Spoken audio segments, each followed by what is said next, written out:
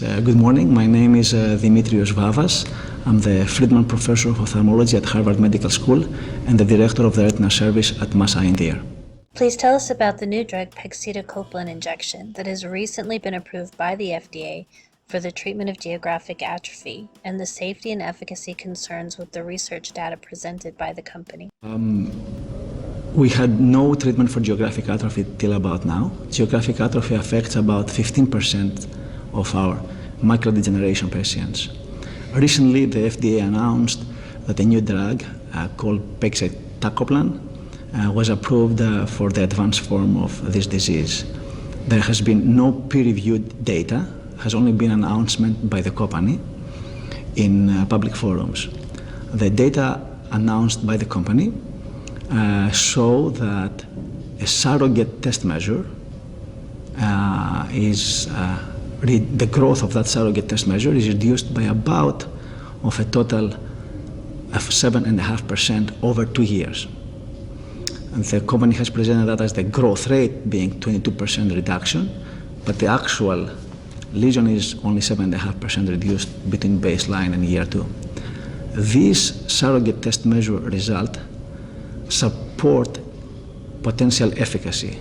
However, the results presented were not real observed data, but were data that were transformed through statistical modeling.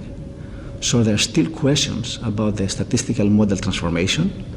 In particular, certain assumptions of the statistical model were not sure that they are satisfied because repeated calls to the company to show the baseline demographic data of patients that they were missing in the treatment arm at a 30% rate compared to 20% rate in the control have not been provided to us. Secondly, there has been no functional benefit. Functional benefit is things that the patient can appreciate. For example, the vision loss is at the same rate. They lose about 7 letters over 2 years in both control and treatment group.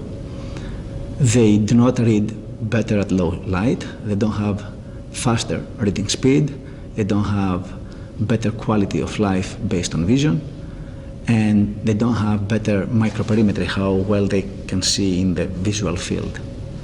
So, in addition, they have significant risk.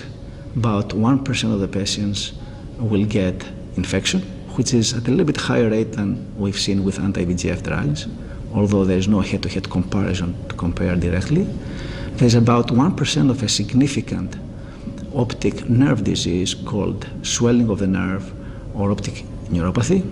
There has been about 4% of the patients will get inflammation that is treatable but adds to the burden of the patient's life. And about 12% compared to 3% over 2 years will have conversion to wet AMD. Unfortunately, that conversion to wet AMD, despite the fact that we have treatments, the only data that have been announced by the company from the previous trial, the FILI trial, have shown that despite treatment with anti-VEGF, patients lose vision at twice the rate of patients that did not convert to wet AMD. So, on the one hand, we have a surrogate test measure through statistical transformation of data to show a purported 7.4% or 7.5% reduction in the total geographic area lesion over 2 years, while in the same time span, we have 1% infection rate, 1% optic neuropathy, 4% inflammation, 12% wet AMD. I don't think that this risk-benefit ratio is something that I will want for my eye, and I don't think most of the patients will be willing to take this risk-benefit ratio. I want to make another parenthesis also about the purported efficacy. Although I give them the benefit of the doubt, I still need to see, as I said earlier, the assumptions of the statistical transformation that they hold true, and I want to hear how they were able to measure the GA in the patients that they converted to wet AMD. Because once a patient converts to wet AMD, that interferes with the assessment of how big that geographic atrophy lesion is and can bias the data to appear potentially better for the drug when they're not in reality better for the drug. I hope and I wish that we eventually get to a treatment that indeed reduces the geographic atrophy lesion and is associated with true functional benefit for the patient. I'm hopeful that eventually, with the effort of many people in the field, we will reach there, but unfortunately the current state is not something that I would recommend to my patients. Are there additional risks in treating both the wet and dry GA macular degeneration bilaterally with two different injections? Every injection carries a real risk. It's a small risk, but it's a real risk of infection, which is on average about 1 in 4,000 per injection. But that's cumulative. You add them over the years, and they go to about 1%. If you add a second injection, that obviously doubles that risk. So that is not a trivial risk to have about 1 to 2%, over 2 years risk of infection, which is a very serious problem that can lead to severe functional vision loss. It is something that we have to consider very carefully, especially when the treatment itself is not associated with any true functional benefit. Please explain the problem with the statistical data model presented by the company.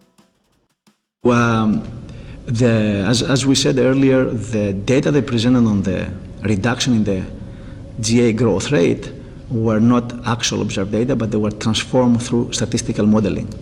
That statistical model assumes that when you have missing data, and in all clinical trials we have missing data because some patients drop out, some patients die, some patients leave the study for reasons that they know. We have to know that these missing data are equally spread in the arms, in the treatment arm and in the control arm. Unfortunately, in this study, in the control arm, 20% of the patients dropped out, whereas 30%, 150% of the patients dropped out in the treatment arm. If patients that are at higher risk of progression, if they were patients that they were doing worse, they drop out at a higher rate from the treatment arm, then the data will look artificially better for the treatment arm.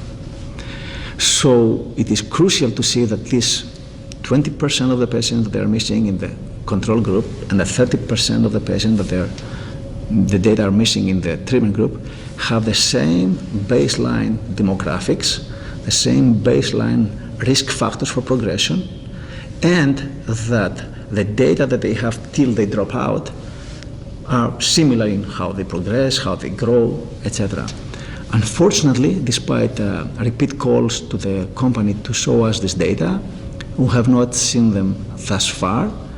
And the only retort that we've gotten from the company is trust us and trust that other people have looked at this data. I trust people, but in science we say trust but verify.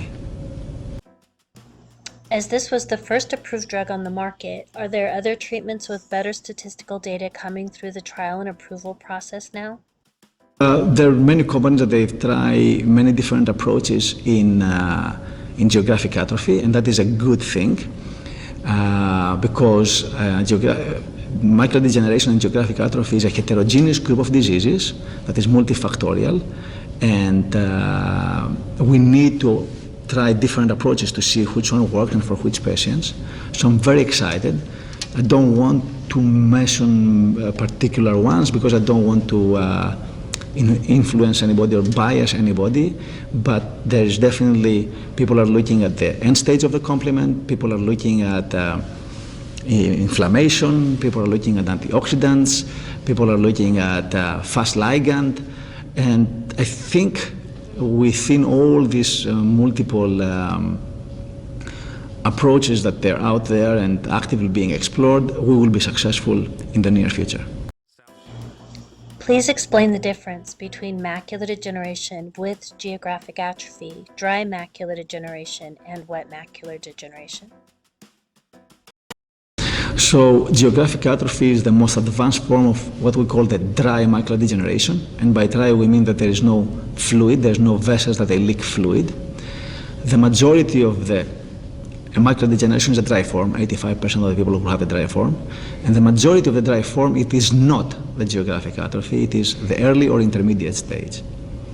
In the early and intermediate stage, we just have these extracellular deposits. Patients are affected in mildly to moderately in their vision. They may have delayed adaptation, in problems with contrast sensitivity.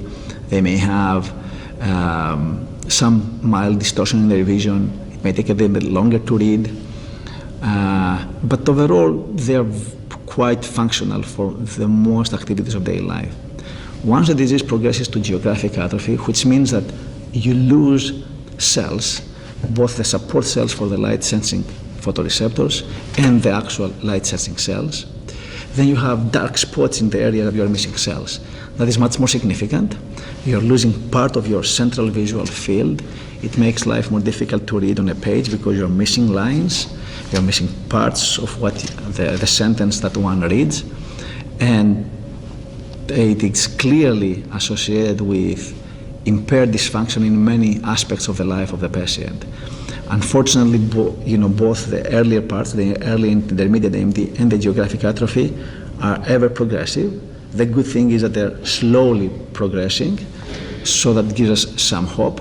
And there is modifications of lifestyle and visual aids to help patients of these different stages. For example, brighter light coming from the back of the patient so that they can increase the contrast, magnifiers, etc., etc. But the geographic atrophy is much more difficult to manage, and that is why a lot of effort by many companies, many scientists, and many clinicians is put in finding a truly beneficial solution for this. In wet form of the disease, which thankfully we have a treatment, it is the generation of abnormal new vessels, which we believe happen because the tissue is looking for more oxygen, and these vessels come in with the intent to help, but unfortunately the tissues have developed. We're not embryos when normal development of the vessels happens, so these vessels are a little bit aberrant. They're a little bit not very well matured, and they leak fluid and they bleed and they can affect vision. Thankfully, with anti-VEGF treatment that was developed by my mentors, Professor Miller and Gragudas, Adamis, Aiello, and Pat Diamore, a lot of patients can have significant visual function benefit when they convert to wet AMD naturally. We have not seen that benefit when they convert to wet AMD from the C3 inhibitors. Is there anything you'd like to conclude with? No, I would like to thank the Macular Degeneration Organization for all the help they do for the patients, for the science, for the clinicians, the help they have provided to the community over the years. I would like to thank the patients that they participate in all these trials, because this is extremely important. We learn so much, and even if we fail in a trial, we still learn. There's no failed trial. All trials teach us something. So I don't consider any trial as failed. I consider trials that they were able to move us so much versus more. So all trials move us forward because we learn from them. So I would like to thank all the participants of the patients in the trials, including the Apellis trial. Thank you so much for taking time with us.